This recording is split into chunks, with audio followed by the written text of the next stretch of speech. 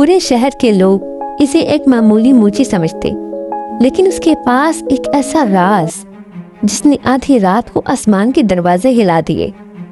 जब दीवार के साए में बैठी वो पुरस्कार औरत अचानक गायब हो गई और पीछे एक ऐसी चीज छोड़ गई कि शहर का सबसे बड़ा बुजुर्ग भी उसे ढूंढने नंगे पांव सड़क पर निकल आया। आखिर ऐसा क्या था?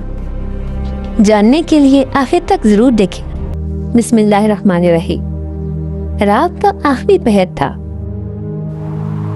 शहर में यख बस्ता हवाएं चल रही थी। बाजार वीरान और दुकानें बंद थीं। बाबा करीम, एक बूढ़ा मोची, अपनी दुकान का लकड़ी का तख्ता गिराकर ताला लगाया। हाथ खुदरे, उंगलियां काली, लेकिन आंखों में अजीब सी रोशनी। उसके पास फूल जमा पूंजी, 2 सूखी रोटियां और एक मैली सी चादर। बाबा करीम अंधेरी गली से गुजर रहा था कि अचानक एक दर्दनाक सिसकी सुनाई दी। बाबा करीम रुक गया। ये आवाज कैसी है? दीवार के साए में एक औरत बैठी थी, सीने से एक नन्हे बच्चे को लगाए हुए। बच्चा भूख और सर्दी से नीला पड़ चुका था। औरत लरजती आवाज में बोली, कोई है जो मेरे बच्चे को जिंदगी दे दे?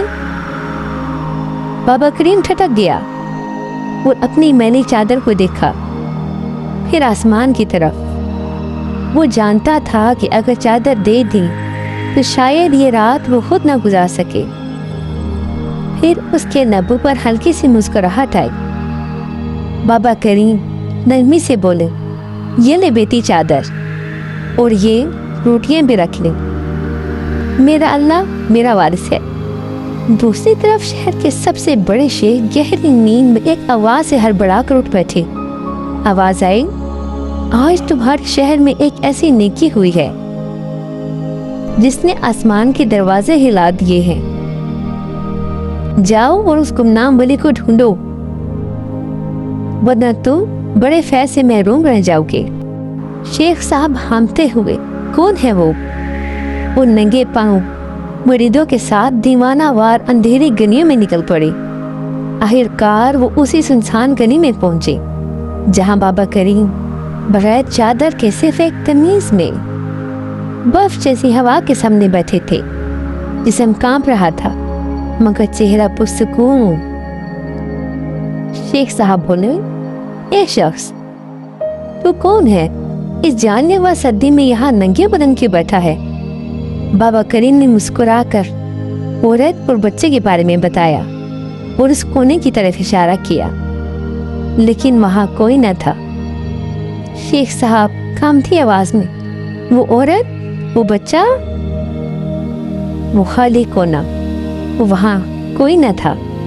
सिर्फ बाबा करीम की मेरी चादर जमीन पर पड़ी थी, मगर इससे ऐसी खुशबू आ रही थी जो दुनिया के किसी इत्र में नहीं। शेख साहब समझ गए वो औरत और बच्चा इंसान नहीं थे, वो अल्लाह के फरिश्ते थे जो एक गरीब मूची का इम्तिहान लेने आए थे। शेख साहब बोले, सुनो, नेकी कभी छोटी या बड़ी नहीं होती। नेकी वो होती है जो अल्लाह को पसंद आ जाए। अगर इस गुमनाम मूची की नेकी आपके दिल को छू गई है तो इस कहानी को आगे जरूर शेयर करें। शायद आपके एक शेयर से कोई और भी नेकी का रास्ता इख्तियार कर ले। और अगर आप ऐसे ही दिल को जगा देने वाली इस्लामी कहानियाँ सुनना चाहते हैं तो वो भी चैनल को सब्सक्राइब करें। अल्लाह हम सबको ऐसी नेकी करने वाला बना दे जो आसमानों तक पहुँच जाए। आमीन।